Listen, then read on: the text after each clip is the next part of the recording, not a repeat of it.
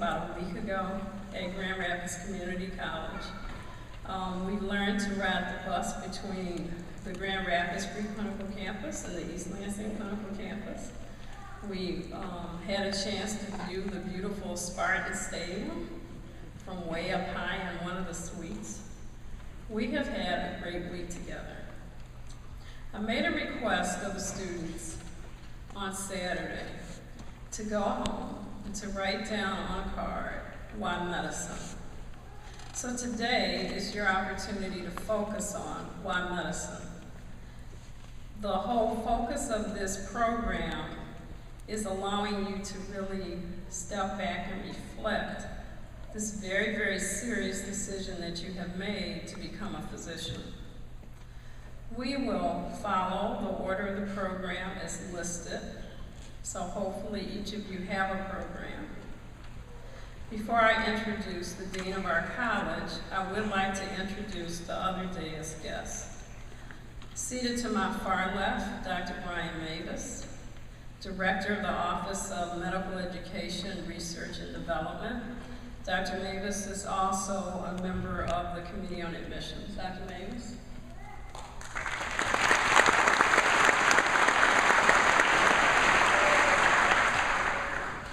Dr. Aaron Sousa, Senior Associate Dean for Academic Affairs here at the college. Dr. Sousa.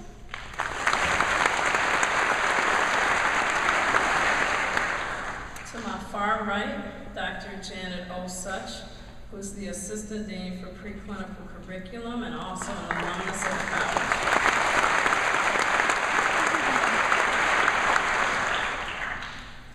Seated to Dr. Osuch's left is Dr. Joel Maurer, who is the Assistant Dean for Admissions here at the college.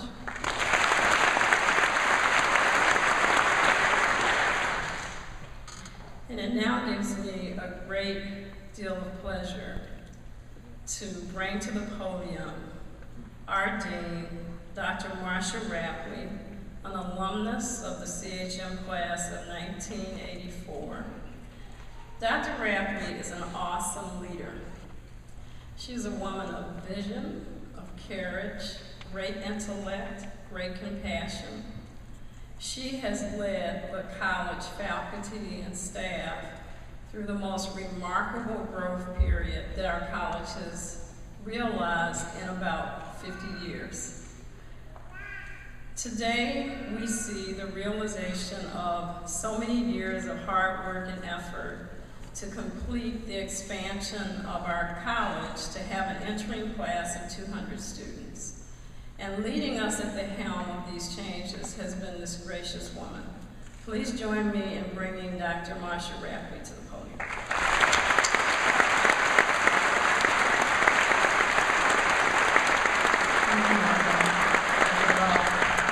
kind of hard to live up to an introduction like that. Well, welcome to the College of Human Medicine at Michigan State University. We're thrilled to have you, and we're thrilled to have your family and your friends with us here today.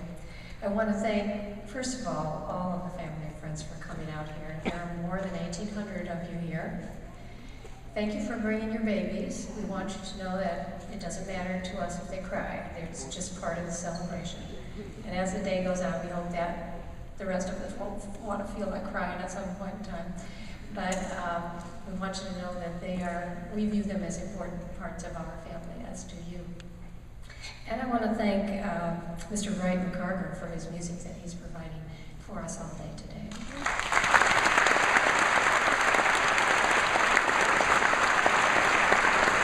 So there are more than 1,800 family and friends coming from all across the United States, East Coast, West Coast, North, South, from Asia, from Europe, from South America. And we're here to welcome you students to the class to your class of 2014, to the College of Human Medicine. But it's really an important time for us also to thank you. It's your faculty, it's your dean, all the people who teach you and keep this medical school running. We thank you for the commitment that you make to our college and to what you will do for the next 4 years, the hard work, the dedication, the discouragement that you will feel and overcome. It's a tremendous choice that you make, and we want you to know that we deeply appreciate that you have entrusted your medical education to us. We also want you to know that when you cross this stage in 4 years, when we meet again at another celebration, you will have what you need to walk among the finest physicians of the world. We know that because it's been true of every class that has gone before you for more than 40 years.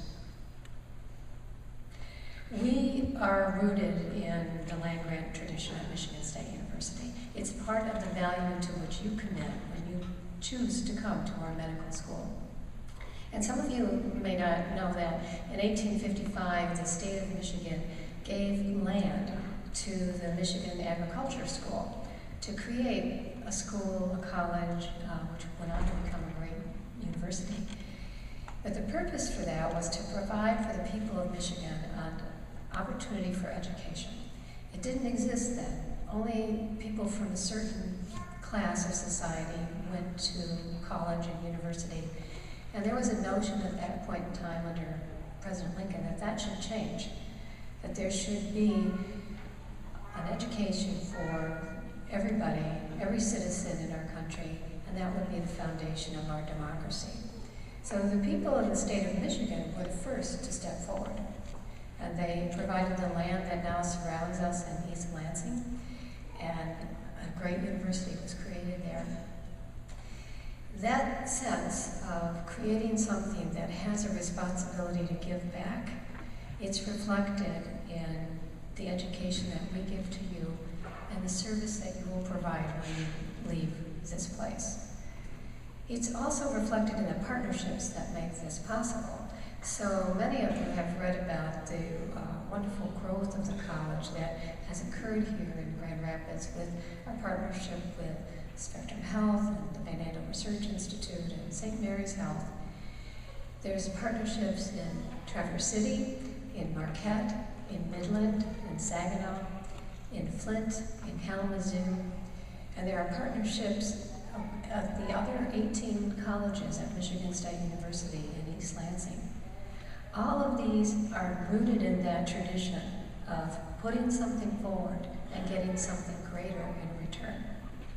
And it's this vision that we have for what you will do when you leave, and what we do by virtue of providing you with this medical education and providing a home for the very best research in the field of medicine.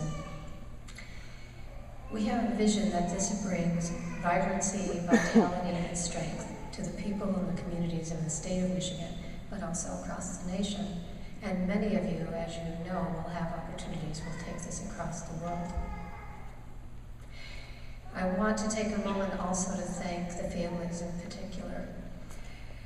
You have made it possible for your student to achieve this moment. You have instilled in them the kind of values that have allowed them to dedicate themselves to a life of study and a life of service. This would not be possible without the support that you've shown them throughout their lifetime, and that you will continue to provide as they make this long journey through the next 4 years of medical school and then beyond. Some of our students are also here without necessarily the support of their families, and we know that, and we want you to know that we support you. These faculty on stage today, all of the faculty of the College of Human Medicine, we had a part in choosing you and offering you an opportunity to come to be a doctor with us, to take your education with us. We believe in every one of you, and we want you to take that to heart, especially as you make this long-term commitment and need to return to moments when you need to re-energize yourself. The greatest privilege of being a doctor is not really the opportunities that you will have for yourselves. There will be wonderful opportunities, some that you really can't imagine for yourself right now, but they are there and they are coming. But that's not the real privilege.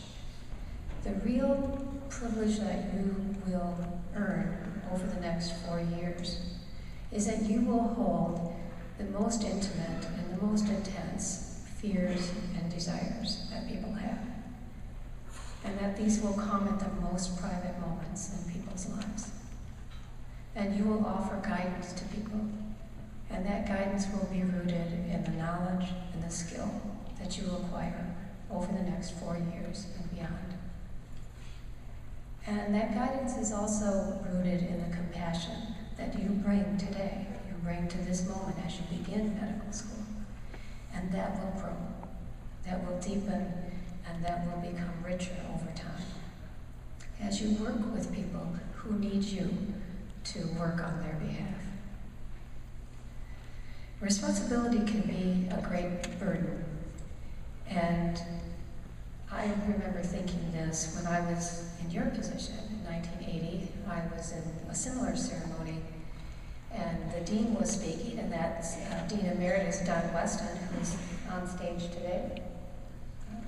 He was my dean when I started medical school.